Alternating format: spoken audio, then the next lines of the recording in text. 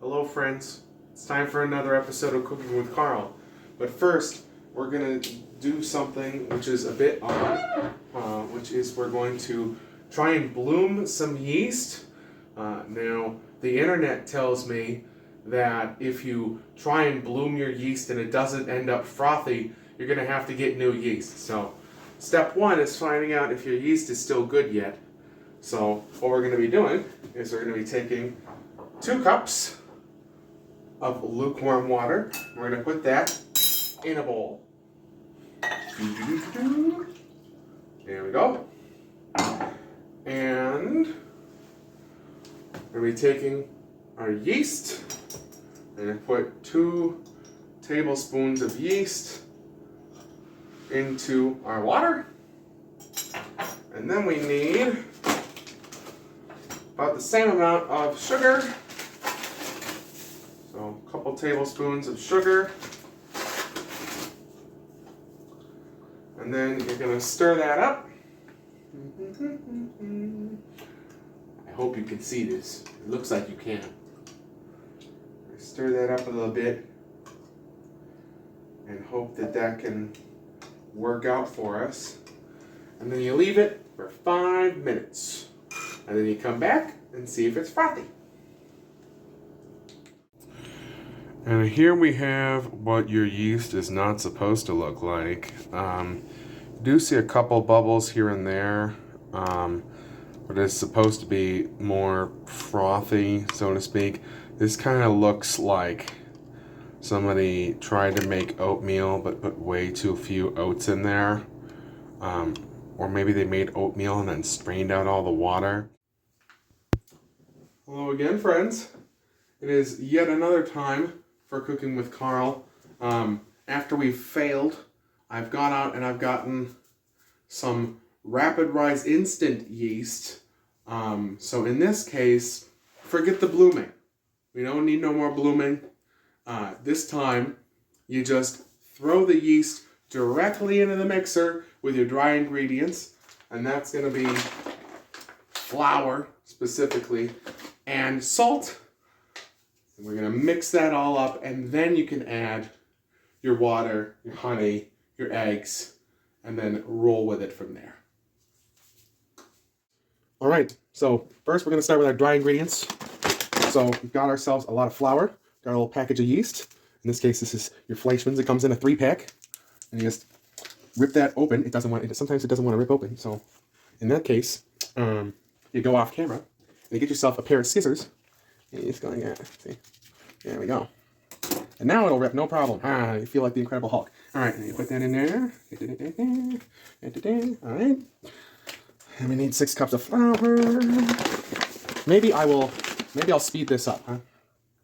You know, a pro tip that I would say that you should do is put in 5 cups of flour. And then you can add more flour later as the mixture develops. I'll give you some tips as to how to know when your bread is formed properly. So now we're halfway to 5. 5 cups of flour is a lot of flour, actually. And I might actually end up editing this part out because of the crinkling of the bag. But if this is still in, hi, how you doing? I hope you're doing well. Longtime viewers know of Megan. She was in my strawberry bread video. She's actually off camera shaking her head at my terrible jokes. So there we go. We've got our 5 cups of flour. And then we're also going to throw in, now you're supposed to use kosher salt. I do not own kosher salt because I'm cheap. So we have our good old friend iodized salt. And we're just going to kind of eyeball it in here. Easy peasy. The fun thing about bread recipes is sometimes you don't have to follow a recipe. You can just go from memory if you've made it enough time. So what we're going to do is we're going to bring this bad boy down. As you can see, I have my dough hook. And we're just going to mix it. We'll be right back. Next, we're going to add in 1 cup of water. Warm water. I'm going to put in half a cup of oil. This is just canola oil. 4 eggs. Now, some recipes say you're supposed to separate your eggs. But personally, as for me, I think that's a waste of time. Because why would you? Why go to all that trouble separate out your eggs. And you can just crack them in. They're all going in there eventually, to be quite honest. You know, they're all going in there eventually. So you got to get, sometimes they get a little line there. You kind of droop it across, and there it'll pull off there. Easy peasy. And finally, for the liquid ingredients, we have half a cup of honey. Look at that. Isn't that nice? Isn't that nice? Doesn't that remind you of that beginning scene of Charlie and the Chocolate Factory when they're making the chocolate, except it's honey this time? Doesn't that remind you of, you know, where it just kind of ribbons out like that? Now, at some point, you're going to want to stop, because you could be holding your hand like this all day, and the honey's just going to keep coming out in a smaller and smaller stream. But, you know, for me, I think you can just stop when you get to a certain point and call it good. Now we have all of our stuff together. Plop in the hook and mix it on low. We're going low and slow here because it's going to take a while to incorporate all of the ingredients together.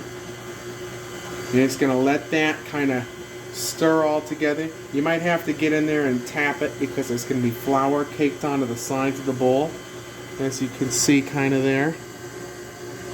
So we'll check back in when that's been incorporated. Now, as you can see, this has been incorporated. We have kind of a tacky dough, see, but it's too sticky. It's too sticky. So what we're going to do is we're going to put more flour in. Now the key here, if you're using a stand mixer like I am, well, two keys. One is put in a little bit at a time, and two is you might want to start and stop a couple times just to make sure the flour doesn't jump up over the side like that. So you just gotta be careful. You just gotta be careful. Obviously, I'm not careful. So now that's what we want. You see, it's incorporated that extra cup of half a cup, of flour. And as you can see, we kind of have a dough tornado here. If you give it a tap, it's kind of pliable, but it does not stick to your finger. That's when you know that it's about time to let it sit. Now we're going to disconnect our dough. Another key here, now get in close, is if you can see that there's a bit sticking to the bottom, not too much, just a little bit sticking to the bottom of the bowl. You're going to want that to retain some kind of moisture. You don't want it too dry. So we're going to take this off of the hook and let it rise for a couple hours. And then we'll be back. All right, now as you can see, the bread has risen a bit. We actually ended up keeping it in the freezer, just kidding, in the refrigerator overnight because it hadn't risen very well during the day. And what we ended up with is you can still see that the gluten has developed pretty well from that. You got some bits at the bottom here. You just kind of pull them out. They stick together pretty well. So should be able to kind of just pull that out. And then you've got this big clump of dough. There we are.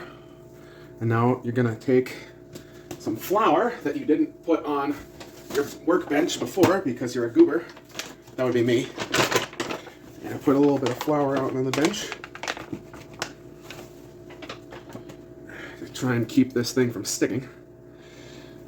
And work it out there a little bit.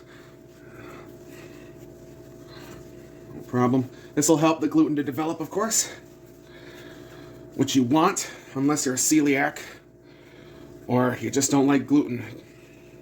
Bless you if you don't like gluten. I don't know why, but if that's your prerogative, you know, I'm sure that you could probably make this with rice flour or almond flour, but then I don't know how you're going to develop some gluten. I will say a hallmark of challah bread is to have it be, you know, nice and open inside, not dense, but open, you know? So once you get it worked out a little bit, you can see that it's got a little bit of give. It's kind of tacky to the touch, but it springs back a little bit, which is good. You want that.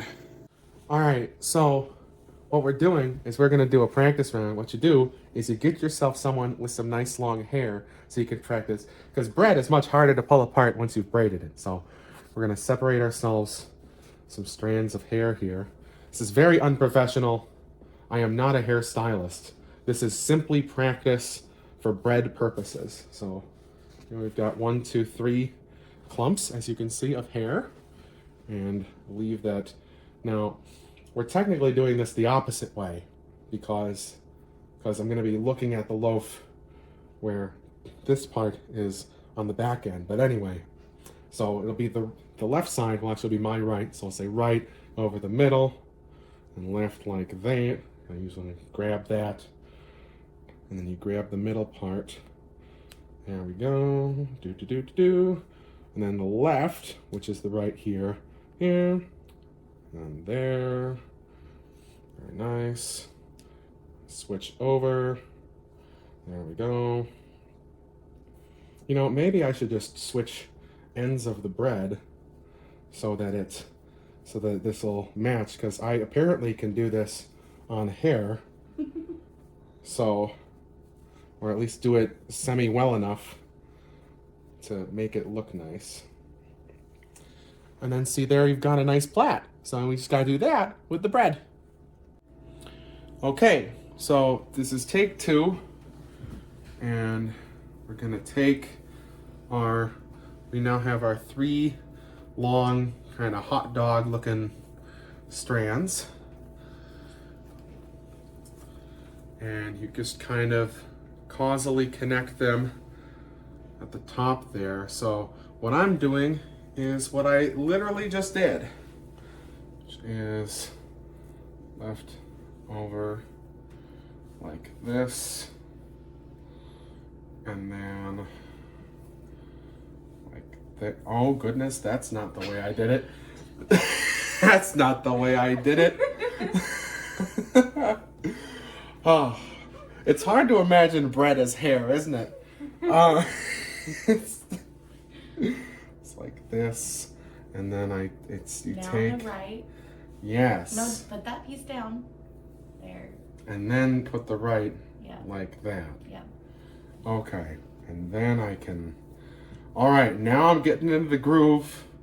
We're getting into the groove. We're getting there. We're doing it. We're doing it. We just gotta try and kind of stretch it out a little bit here. And then you can kind of do that. And there. And then you can kind of link it. And there we go. Not too shabby for bread. And then you carefully will lift your bread up and place it in a pan like this. Yeah. There, now that doesn't look too bad. All right, we are back on for the egg wash. Now, if you've made scrambled eggs, good for you. There we go. Step 1, of course, is we're gonna take our egg and beat it until it's all homogeneous, like, you know, kind of a saffron yellow color if you want to be fancy, or a off-brand Thousand Island dressing color if you don't want to be fancy. And then you're just gonna kind of spread it out over the bread, hopefully. Now the tricky bit with this is that it's got all these grooves, and then the egg is just gonna straight up just run down into your pan. So word of warning about that, you're gonna end up with some pieces of baked egg at the bottom. Pro tip, what you can do to combat that is to buy a brush of some kind. You can buy a brush, silicone one will work real well. But otherwise, there you have it. Now, there was a step we didn't show. It was off camera, but I lifted this bread up and then we put olive oil in on the bottom. That will hopefully keep this bread from sticking to the pan entirely. And now all we're gonna do is turn on our oven at 350 and put it in for 40 minutes, which is a long time, but you need this thing to bake kind of low and slow. The egg should hopefully kind of make this a beautiful golden brown. We'll check back on it in just a moment. All right, it has been 40 minutes, and that's what the bread looks like. Not quite done yet, doesn't look like. Maybe a little bit more. And here we have it. I took it out after 40 minutes. I didn't think it was done. It was suggested to me by the highest authority to put tin foil over the top. So I did that and I put it in for 8 more minutes.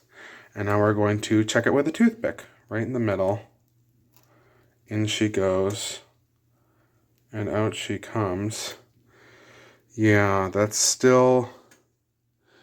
You can see that as it's tricky to focus there, but there's a little bit left in there. So I'm going to put it back in for another 12 minutes, I think, with the cover on it, because you can see it's already very baked on the outside.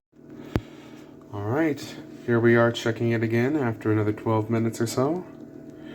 In goes the toothpick. Out comes the toothpick. It looks clean to me. There might be a tiny, tiny little spot of bread, but that could just be a regular crumb. So I think we're good. And there's the finished product. You can top it with some butter as classic, or put a little honey on it. I hope you enjoy making challah bread if you decide to. And Happy New Year.